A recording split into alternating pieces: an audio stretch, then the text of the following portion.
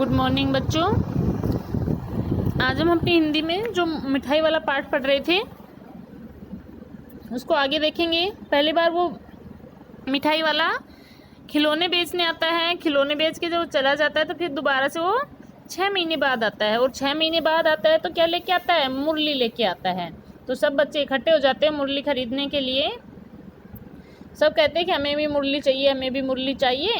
तो मुरली वाला हर्ष गदगद हो उठा। आगे देखिए बच्चों पाठ को, यानी कि बहुत प्रसन्न हो उठा। बोला सबको देंगे भैया, लेकिन ज़रा रुको, ठहरो, एक एक को देने दो। यानी बच्चे पूरी तरह से इकट्ठे हो जाते हैं और हल्ला मचाना शुरू कर देते हैं। वो सोचता है कि मैं पहले लूँ, दूसरा सोचता है मैं पहले लूँ। तो मुरली वाला कह रहा है कि बच्चों आराम से, सबको बारी बारी से देंगे, अभी इतनी जल्दी हम कहीं लौट थोड़े ही जाएंगे। बेचने तो आए ही हैं, और हैं भी इस समय मेरे पास एक दो नहीं, पूरी 57। क्या कह रहा है कि मेरे पास बहुत सारी मुरलियाँ हैं, ये नहीं है कि कोई छूट जाएगा बच्चा, सबको दे के जाएंगे। हाँ बाबूजी, क्या पूछा था आपने, कितने में दी? क्या कह रहे हैं कि वो जो विजय बाबू ने उनसे रेट पूछा था मुरली का, कि आपने पूछा था कि कितने में दी, तो वो बता रहा है कि दी तो वैसे 3-3 पैसे के हिसाब से हैं, पर आपको 2-2 पैसे में ही दे दूंगा। विजय बाबू भीतर बाहर दोनों रूपों में मुस्कुरा दिए। मन ही मन कहने लगे, कैसा है, देता तो सबको इसी भाव से है, पर मुझ पर उल्टा एहसान लाद रहा है। क्या होगा कि सबको इसी भाव से दे रहा है 2-2 पैसे से, लेकिन मेरे को 3-3 पैसे का बताकर मेरे पे क्या कर दिया? एहसान लाद दिया। फिर बोले, तुम लोगों की झूठ बोलने की आदत होती है, देते होंगे सभी को 2-2 पैसे में, पर एहसान का बोझा मेरे ही ऊपर लाद रहे हो। मुरली वाला एकदम अप्रतिभ हो उठा, यानी थोड़ा सा हड़बड़ाया सा। बोला, आपको क्या पता बाबूजी कि इनकी असली लागत क्या है? यह तो ग्राहकों का दस्तूर होता है कि दुकानदार चाहे हानि उठाकर चीज़ क्यों न बेचे, पर ग्राहक यही समझते हैं कि दुकानदार मुझे लूट रहा है। उसने भी वापस से उस पर कह दिया कि आप ग्राहकों का भी दस्तूर ऐसा ही होता है कि चाहे दुकान वाला उसको नुकसान में चीज़ दे रहा हो, यानी कि चाहे वो ज़्यादा की लेके आया हो और उसको कम में दे रहा हो, लेकिन फिर भी ग्राहक क्या सोचेगा कि ये मुझे लूट रहा है। आप भला काहे का विश्वास करेंगे? लेकिन सच पूछिए तो बाबूजी, असली दाम 2 ही पैसा है। आप कहीं से 2 पैसे में ये मुरली नहीं पा सकते। मैंने तो पूरी 1000 बनवाई थी, तब मुझे इस भाव पड़ी हैं। विजय बाबू बोले, अच्छा मुझे ज़्यादा वक्त नहीं, जल्दी से 2 ठो निकाल दो। यानी उनके 2 बच्चे हैं, कौन? चुन्नू मुन्नू, उन दोनों के लिए 2 मुरली निकालने के लिए कह रहे हैं। 2 मुरलियाँ लेकर विजय बाबू फिर मकान के भीतर पहुंच गए। मुरली वाला देर तक उन बच्चों के झुंड में मुरलियाँ बेचता रहा। उसके पास कई रंग की मुरलियाँ थीं। बच्चे जो रंग पसंद करते, मुरली वाला उसी रंग की मुरली निकाल कर दे देता। यह बड़ी अच्छी मुरली है, तुम यही ले लो बाबू, किसी बच्चे को इस प्रकार से कहता। राजा बाबू, तुम्हारे लायक तो बस यह है। हाँ भैया, तुमको वही देंगे। ये लो, तुमको वैसी ना चाहिए, यह नारंगी रंग की।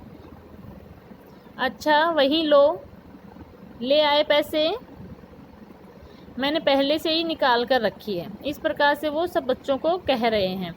तुमको पैसे नहीं मिले, एक बच्चे से कह रहे हैं कि तुमको पैसे नहीं मिले, तुमने अम्मा से ठीक तरह मांगे ना होंगे। धोती पकड़कर, पैरों में लिपटकर अम्मा से पैसे मांगे जाते हैं बाबू। हाँ फिर जाओ, अब की बार मिल जाएंगे। क्या कह रहे हैं कि अगर तुम्हें पैसे नहीं मिले तो दोबारा से अपनी अम्मा के पास जाओ पैसे लेने, अब की बार मिल जाएंगे।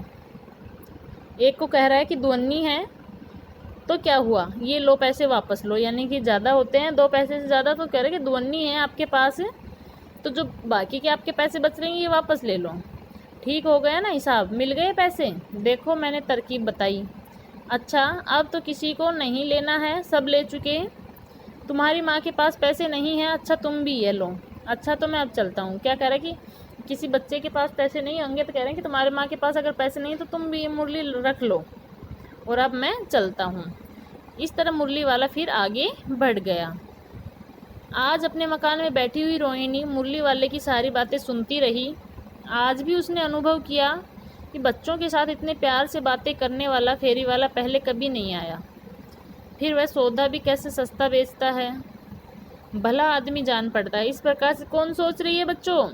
जो विजय बाबू की पत्नी है, चुन्नू मुन्नू की माँ है जो रोहिणी, वो अपने घर में सोच रही है इस प्रकार से कि बड़ा सस्ता दे के जाता है। समय की बात है, जो बेचारा इस तरह मारा मारा फिरता है, पेट जो न कराए सो थोड़ा, यानी पेट जो न कराए यानी कि जो भूख लगती है तो उस पेट को भरने के लिए लोगों को हर तरह का काम करना पड़ता है।